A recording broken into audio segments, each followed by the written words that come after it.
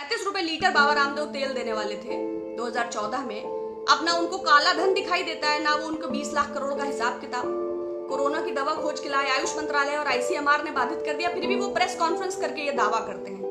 अब प्रधानमंत्री जी से कौन पूछे कि आपकी यात्राओं का और उन हजारों करोड़ रुपयों के वेस्टेज का क्या मायने है, क्या फॉरेन पॉलिसी आपने की, और देश में एक से एक पढ़े लिखे लोग हैं, आपने उनकी सहायता क्यों नहीं की। देश सीधा सीधा तानाशाही की ओर जा रहा है, व्यवस्था लगातार डैमेज की जा रही है। बराबर, चाहे वो मीडिया के माध्यम से हो, चाहे कोई तो है जो सब कुछ कंट्रोल कर रहा है, जो चीजों को बाहर नहीं आने दे रहा है। कुछ बेहतर होगा तो बिल्कुल कहा जाएगा। सफूरा जरगर की रिहाई के लिए मैं दिल्ली हाईकोर्ट का धन्यवाद एक महिला होने के नाते व्यक्त करती हूँ। प्रधानमंत्री जी ने गरीब कल्याण रोजगार योजना का उद्घाटन किया।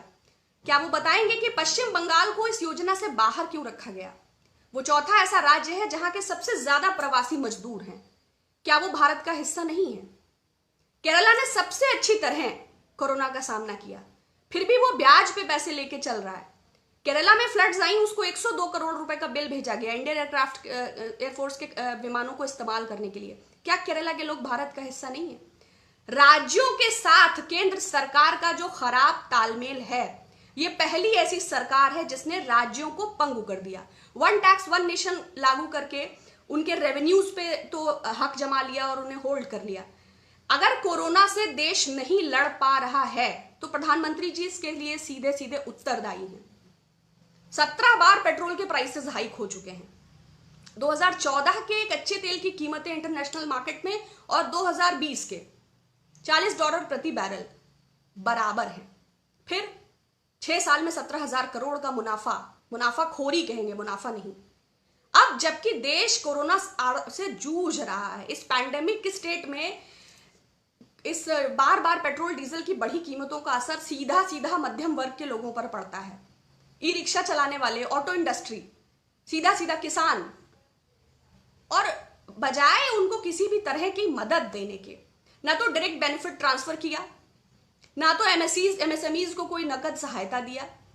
जो लोग 12.5 करोड़ अपना रोजगार खो चुके हैं, अब वो चाइना को डिस्कस करें, पाकिस्तान को डिस्कस करें, नेपाल बॉर्डर को डिस्कस करें, ऑर्गेनाइजेशन ऑफ इस्लामिक स्टेट की जो ये यूनाइटेड नेशंस के प्रस्ताव के उल्लंघन वाली नई कूटनीतिक बवाल सामने खड़ा हुआ है, इसको डिस्कस करें। देश और देश के महान नेता ने, मोदी जी ने देश को ऐसे हालात में खड़ा कर दिया है, अपरिपक्व उनकी बयानबाजी और उनके बड़बोलेपन में भारत अंतर और बाहर ऐसी परिस्थितियों से जूझ रहा है। कोरोना संकट से निपटने के लिए सरकार के पास कोई योजना नहीं है, सिर्फ आंकड़ों की हेराफेरी है। दिल्ली और बंबई से भी बुरे हालात उत्तर प्रदेश के आगरा के हैं। 79 पेशेंट एडमिट होते हैं, 48 घंटे में 28 मर जाते हैं। और अगर कोई कुछ खबर, अगर प्रधानमंत्री के सांसद ग्राम योजना पे किसी ने कोई रिपोर्ट कर दिया है तो फिर उस पर एफआईआर पक्की है। अभी तक सरकार या कोई सरकार का प्रतिनिधि ये स्पष्ट नहीं कर पाया है कि चाइना ने जिस भूमि पर कब्जा किया और हमारे 20 जवान जो शहीद हुए, वो धरती भारत की थी या वो चीनी सेना में अतिक्रमण कर रहे थे, क्योंकि प्रधानमंत्री जी ने भारत को उल्टा घुसपैठिया घोषित कर दिया है। तो ऐसे हालात में बजाय स्वयं को स्थिर करने के, 6 वर्षों से बस एक ही बात है, विपक्ष झूठ बोलता है, विपक्ष को बदनाम कर दिया है। 70 वर्षों में जो हमने अखंड एक अपनी शांतिपूर्ण छवि को जो अर्जित किया था, जो हमने एक व्यवस्था को खड़ा किया था, देखिए करप्शन को पूरी तरह ऑर्गेनाइज कर दिया है। चाहे वो आप इलेक्टोरल बॉन्ड्स की फॉर्म में देखें और चाहे लगातार, चाहे वो डीएचएफएल हो, चाहे वो 69,000 शिक्षक भर्ती घोटाला हो, चाहे वो पशुधन घोटाला हो, चाहे वो आईसीएमआर किट घोटाला हो, चाहे वो नए वाले वेंटिलेटर्स का घोटाला हो, चाहे वो टेस्टिंग किट्स का घोटाला हो, और लगातार भारतीय जनता पार्टी के नेताओं की उसमें संलिप्तता, लगातार मीडिया, जो अल्टरनेट मीडिया है वो क्रिएट नहीं हो पा रहा है, और जो मेन मीडिया है उसने सप्रेस कर दिया है पूरी सिचुएशंस को। देश के अंदर स्टारवेशन के हालात हैं, लोग भूख से मर रहे हैं। जो नौकरियां आपने गंवा चुके हैं, जिनके बच्चे स्कूल नहीं जा रहे हैं, जो भी ऑनलाइन क्लासेस, कितना डिफरेंस है भाई। 85 करोड़ आदमी, लगभग 2/3 आबादी गांवों में रहती है, क्या वो जूम ऐप पे पढ़ेगी? तो सरकार किसी भी विषय को सॉल्व नहीं कर पा रही है, बस उसको उलझाती जा रही है, उसको उलझाती जा रही है, उसको उलझाती जा रही है। कुछ क्लियर ही नहीं हो रहा है व्हाट एग्जैक्टली दे वांट। ये कानपुर के शेल्टर होम की घटना, बात बात पे क्लैरॉन क्या कॉल देने वाली स्मृति ईरानी जी के मुंह में दही जम जाता है। वो सारे लोग जो बहुत कंसर्न्ड हैं, 57 लड़कियां कोरोना संक्रमित हैं, 2 लड़कियां प्रेग्नेंट हैं। देवरिया मुजफ्फरनगर शेल्टर होम, आपने देखा पूर्व में भी ऐसा हुआ है। लेकिन सरकार सरकार बनाती है, सरकार गिराती है। सरकार भाई देशवासियों से देश है। जब आप आवाज लगाते हैं 130 करोड़ मेरे भारतवासी, और आप साथ साथ उन्हीं को चूना लगाते हैं, उन्हीं पर टैक्स का बर्डन देते हैं, उन्हीं के लिए प्राइसेस बढ़ाते हैं, उन्हीं को भोजन नहीं देते हैं, उन्हीं के लिए जॉब्स नहीं क्रिएट होने देते हैं, उन्हीं को डायरेक्ट हेल्प नहीं देते हैं, तो इतना भी अत्याचार ठीक नहीं है। तो please it's my humble request, kindly speak up, issues से जुड़िए, फेक न्यूज से दूरी बनाइए, देश की वास्तविक स्थिति को समझने की कोशिश कीजिए।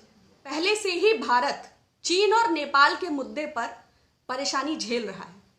ये बात अलग है कि 19 जून के प्रधानमंत्री जी के बयान के बाद ना तो मिनिस्ट्री ऑफ एक्सटर्नल अफेयर्स, ना डिफेंस मिनिस्टर, ना चीफ ऑफ डिफेंस, सब हालांकि झूठे साबित हो गए हैं। अभी तक कोई स्पष्ट बात सामने आई ही नहीं। और भारतीय जनता पार्टी के प्रवक्ता और भारतीय जनता पार्टी के नेता और भारतीय जनता पार्टी द्वारा समर्थित मीडिया जिस तरह इस गंभीर, संवेदनशील, राष्ट्रीय संप्रभुता से जुड़े मुद्दे पर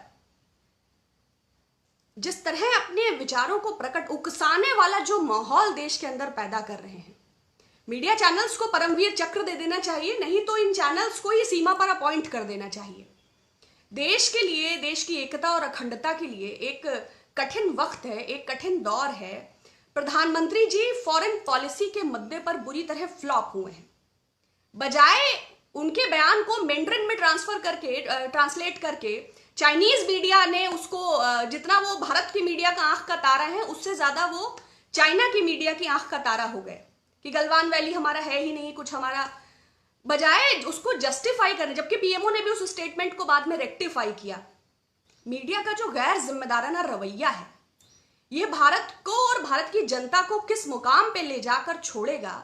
अगर प्रधानमंत्री जी कह दें कि वह चंद्रमा है, तो अलग अलग एंगल से चंद्रमा दिखाएंगे, ये दक्षिणी गोलार्ध से है, ये उत्तरी से है, ये ऊपर से है, ये 27 कलाएं हैं, लेकिन यह पूछने का साहस नहीं है कि कृष्ण पक्ष की अमावस्या है, रात्रि चंद्रमा से रहित है, चंद्रमा कहां से आएगा। लेकिन अब चूंकि प्रधानमंत्री जी ने कह दिया है तो मीडिया चंद्रमा उत्पन्न कर देगी, भले ही नवग्रह के पार उसको जाना पड़े। तो एक, हालांकि ये मीडिया का दुरुपयोग कोई नई बात नहीं है। मैंने पहले भी कहा था ना, हिटलर का प्रोपेगेंडा मिनिस्टर था जोसेफ गोबल्स, जो बाकायदा प्लांट करता था, मॉकरी शोज हों या मूवीज हों। और मोदी जी भी तो बहुत इस, चाहे वो रेडियो का उपयोग हो, चाहे संचार साधनों का दुरुपयोग हो, तो भाजपा समर्थित मीडिया है, वो पेड वर्जन है या नॉन पेड वर्जन है, लेकिन ये देश को किस ओर लेके जा रहा है, ये एक बात तो जरूर विचार करना चाहिए। अमेरिका के साथ जो हमारा एक इस वक्त जरूरत थी एक निर्णायक रणनीति की, एक परिपक्व कूटनीति की, लेकिन चूंकि मोदी जी 6 बरसों से पूरी सिस्टम को अकेले ही संभाल रखा है, उनकी जो दोस्ती है अमेरिका के साथ, जो उन्होंने कंधे पर हाथ रखा, जो उन्होंने आपस में एक उनकी हॉस्पिटैलिटी में जमीन और आसमान को एक कर दिया, बदले में वो 21,000 करोड़ का व्यापार भी ले गए, हमारे देश को कोरोना भी दे गए, उनके लिए स्टेडियम बना, उनके लिए 22 किलोमीटर लंबी दीवार बनाई गई, आंख दिखा के और रिटेलिटेट की धमकी देकर हाइड्रोक्लोरोक्विक दवाई भी ले गए, और अब उन्होंने H1B वीजा पर भी रोक लगा दिया। जो IIT और NIT में अपने बच्चों को भेजकर एक डायरेक्टली सीधा जॉब की और सिलिकॉन वैली का जो सपना लोग देखते थे, उनके सपनों पर यह तुषारापात है। वो बहुत अच्छे से समझ सकते हैं कि इसके क्या मायने हैं। तो जो इतनी हॉस्पिटैलिटी और जो इतना प्रधानमंत्री जी ने, देखिए अमेरिका को अगर हम देखें तो अमेरिका तो सबका डैडी है, उसकी शुरू से ऐसी ही पॉलिसी रही है, 2 देशों को मिलाना, फिर उनसे दोस्ती करना, फिर उनमें लड़ाई करवाना, वो वेपन्स का सप्लायर रहा है। आप चाहे देखें क्यूबा को उसने कितनी बार इन्वेड किया, वो तो USSR का सपोर्ट था, बल्कि खैर वो पुरानी बात है। आप देखिए इराक के केस में क्या हुआ, सद्दाम हुसैन को अमेरिका ने ही खड़ा किया, अमेरिका के ही 100% फंड के सपोर्ट से ही केमिकल वेपन की इंडस्ट्री थी, जिसके कंटेंशन सेंटर्स में हजारों लाखों लोग मारे गए। अमेरिका के सपोर्ट से इराक खड़ा हुआ। जब इराक ने अपने फॉरेन डेलीगेशंस को USSR भेजना शुरू कर दिया तो अमेरिका को एतराज होने लगा। जब उसने ईरान को इन्वेड किया तो इसने UN से प्रतिबंधित किया और तमाम अपनी कंट्रीज की हिट लिस्ट में डाल दिया। फिर जब उसने कुवैत को इन्वेड किया तो फिर बंकर में मिले सद्दाम हुसैन। और सद्दाम हुसैन भी, एक चीज कॉमन है मोदी जी के साथ, वो भी टीवी शोज पर अपने को अरब को लिबरल करने के लिए मसीहा के तौर पर प्रोजेक्ट करते थे। खबरों में बने रहने के लिए फोरम 4 को सब्सक्राइब करें और नोटिफिकेशन पाने के लिए बेल आइकन दबाएं।